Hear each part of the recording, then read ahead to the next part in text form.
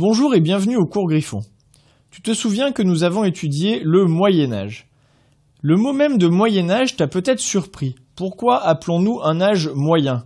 Entre quoi et quoi cet âge se situe-t-il pour que nous l'appelions moyen ? Eh bien, une part de la réponse va t'être donnée aujourd'hui. Tu le sais peut-être, tu vas en tout cas le découvrir aujourd'hui. La Renaissance est la période qui suit le Moyen-Âge. Le mot même de Renaissance doit également t'interpeller. Pourquoi Renaissance ? Y a-t-il eu donc des choses qui seraient mortes pendant le Moyen-Âge et qui renaîtraient à la Renaissance ? Eh bien, c'est un terme qui vient de l'italien. On parle de Renaissance d'abord en italien à partir du XIVe siècle. Et lorsque l'on parle de Renaissance, c'est en réalité le retour à des choses très anciennes, à des choses qui viennent de l'Antiquité grecque et latine.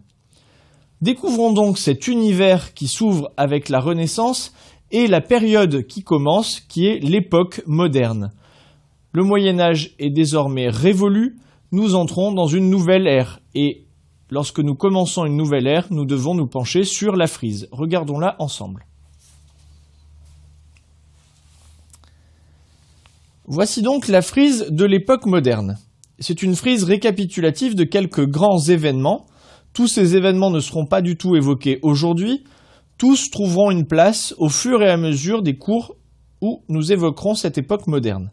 Tout d'abord, une date décisive, celle de 1492. 1492, comme tu le sais peut-être, c'est la découverte de l'Amérique par Christophe Colomb. Et c'est également la fin de la Reconquista en Espagne, ce processus par lequel les chrétiens reprennent le territoire espagnol qui était aux mains des musulmans.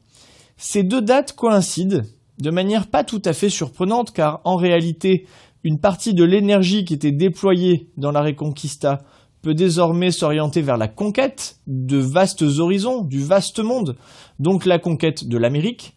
Eh bien, ces deux dates coïncident et marquent l'apparition d'un monde nouveau.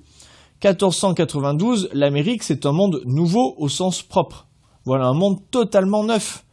Des territoires qui n'étaient pas connus, qui dépassent de très loin les superficies auxquelles nous sommes habitués en Europe.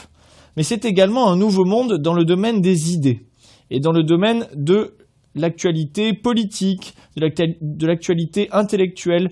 C'est un moment où précisément une actualité émerge. Il y a des choses neuves et en permanence, des idées neuves se diffusent, des livres sont publiés. Alors voyons un petit peu de quoi il s'agit. Tout d'abord, à partir de 1492, si les choses ont évolué et si l'on parle de l'époque moderne, c'est parce qu'en amont des 1455, nous reverrons cette date à de nombreuses reprises, on a l'imprimerie. L'imprimerie Gutenberg qui